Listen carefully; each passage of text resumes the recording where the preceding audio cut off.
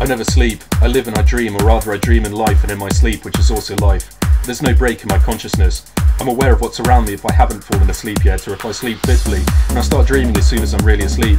And so I'm a perpetual unfolding of images, connected or disconnected, but always pretending to be external, situated among people in the daylight if I'm awake, or among phantoms in the non-light that illuminates dreams if I'm asleep.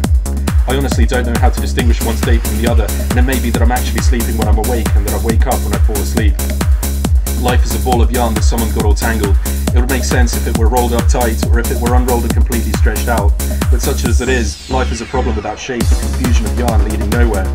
I'm only half asleep, and as I think these things which I'll write down later, I'm already dreaming of the senses I'll use, and seeing the landscapes of my vague dreams and hearing the patter of the rain outside, which makes my dreams even vaguer.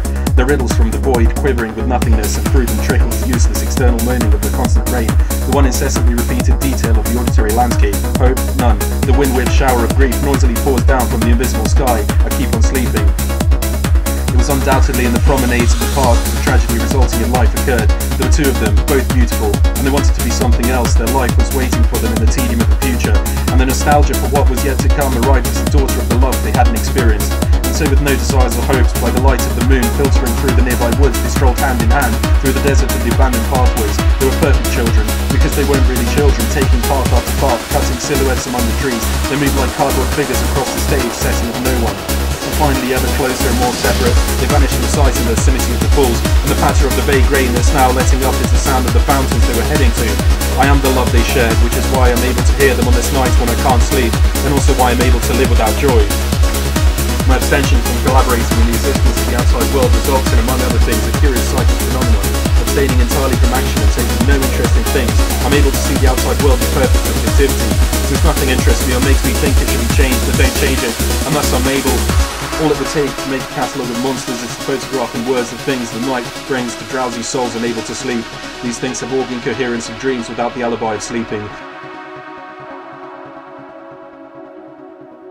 I know it's late, I shouldn't call at this hour, but it's my fate.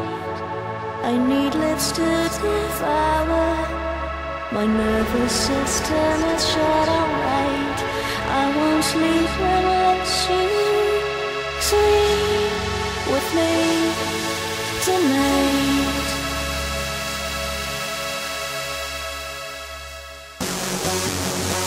Hour after hour, all night long the patter of the rain rained down. All night long as I tossed and turned, this cold monotony beat against the windows. A gust of wind sometimes whipped overhead and the rain would wave with sound, passing its quick hands over the panes. But other times there was just a muffled sound that made everything sleep in the dead exterior. My soul as always, whether among the bedclothes or among people, was painfully conscious of the world. The day, like happiness, kept procrastinating, indefinitely it seemed. If happiness and a new day would never come,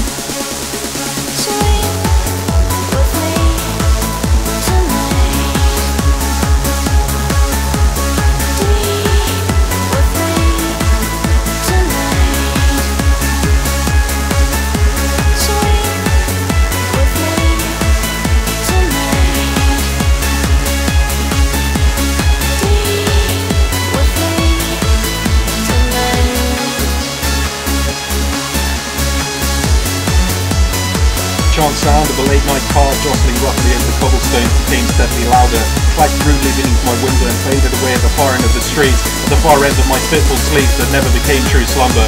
Now and again a neighbour's door would slam.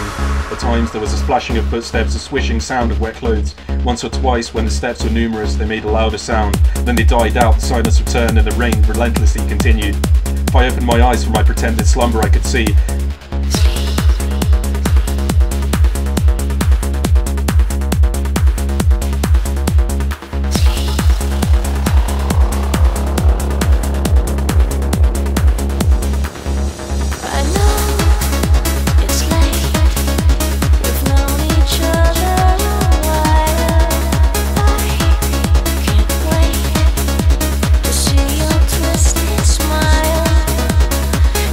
spirit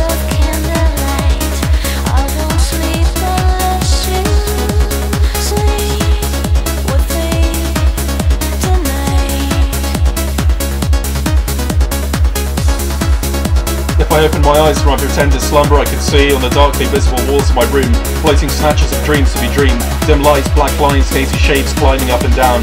The various pieces of furniture, larger than in the daytime, indistinctly blotted the dark's absurdity. The door was distinguishable as something though whiter or black in the night, just different. The window I could only hear, not see. Again, fluid and uncertain, the rain pattered. Time dragged to its accompaniment. My soul's solitude grew and spread, invading what I felt, what I wanted, and what I was going to dream. The room's hazy objects which shared my insomnia in the shadows moved with their sadness into my desolation. Ballast of falseness, they're useful for nothing but to render us useless. They are doubts from the abyss that drag their cold and slithery bodies across the soul. They hang on as smoke, they leave tracks, and they never amounted to more than the sterile substance of our awareness of them. One or another is like an inner framework sparking between dreams, and the rest is what our unconscious consciousness saw of them. A dangling, untied ribbon, the soul doesn't exist in and of itself. The great landscapes belong to tomorrow and we have already lived. The conversation was cut short and fizzled. Who would have thought life would turn out like this? I'm lost and I find myself, I doubt what I discover. I don't have what I've obtained. I sleep as if I were taking a walk, but I'm awake. I wake up as if I've been sleeping and it don't belong to me. Life in its essence is one big insomnia, and all that we think or do occurs in the lucid stupor. I'd be happy if I could sleep. This is what I think now because I'm not sleeping. The night is an enormous weight beyond the silent blanket of dreams under which I smother myself. I have indigestion of the soul. After this is over, morning will come as always, but it will be too late as always. Sleeps and is happy except these. I rest a little without even trying to sleep, and huge heads of non-existent monsters rise in confusion from the depths of who I am. They're oriental dragons from the abyss with their red tongues hanging outside of logic, and their eyes deadly staring at my lifeless life that doesn't stare back. The lid, for God's sake, the lid! Close the lid on unconsciousness and life! Fortunately, through the open shutters of the cold window, a bleak thread of pale light begins to chase darkness from the horizon.